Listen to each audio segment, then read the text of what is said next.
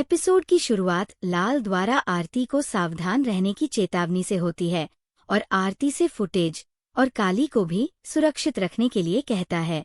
लाल कहता है कि अगर अपराधियों को पता चल गया कि उसके पास ये फुटेज है तो वे उसे मार सकते हैं।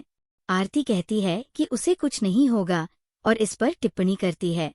प्रताप गुंडों से फोन पर पूछता है कि क्या आरती अभी भी चैनल मुख्यालय से बाहर नहीं आई है।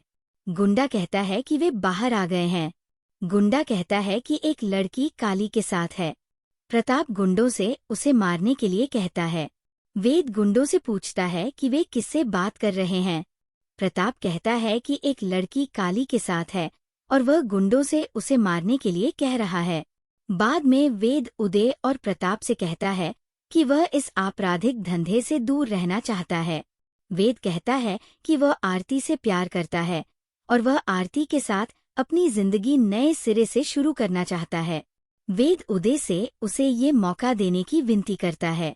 उदय कहता है कि आरती इस घर की बहू नहीं बनेगी और आरती का घर एक कोठी में है। वेद उदय से पूछता है कि क्या वह समझ नहीं सकता कि वह आरती से प्यार करता है और कहता है कि अगर उन्होंने आरती के बारे में बुरा बोला तो वह किसी को नहीं छोड़ेगा। आरती और काली सड़क पर चलते हैं। आरती पर गुंडों ने हमला कर दिया। काली ने गुंडों को देख लिया और आरती को सचेत किया। आरती गोली से बचती है और गुंडों से लड़ती है। उदय गुंडों को बुलाता है। आरती फोन उठाती है और कॉल रिसीव करती है। उदय गुंडों से पूछता है कि क्या उन्होंने लड़की को मार दिया है। आरती उदय से पूछती है कि क्या उसने उन गुंडों को भेजा है और कहती है कि वे उसे नहीं मार पाए, बल्कि उसने उन सभी की पिटाई की है। गुंडे फोन लेकर वहां से भाग जाते हैं।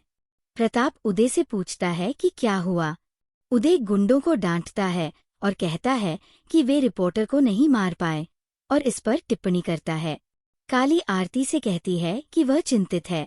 आरती काली को आश्वस्त करती है कि वह चिंता न करे क्योंकि वह उसके साथ है।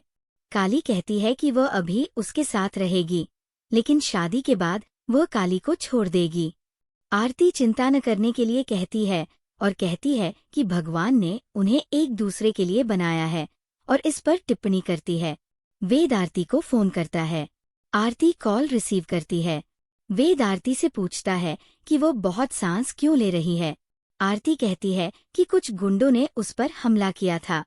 वेद आरती से पूछता है कि वह उसे बताए कि वह कौन है और कहता है कि वह आकर उन्हें मार डालेगा।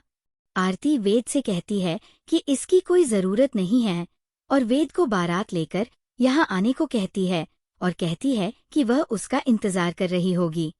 वेद मान जाता है। आरती मेहंदी लगाती है और सबके साथ नाचती है। नाचते हुए काली को याद आता है कि कैसे आरती पर हमला हुआ था और वो डर कर एक तरफ चली जाती है।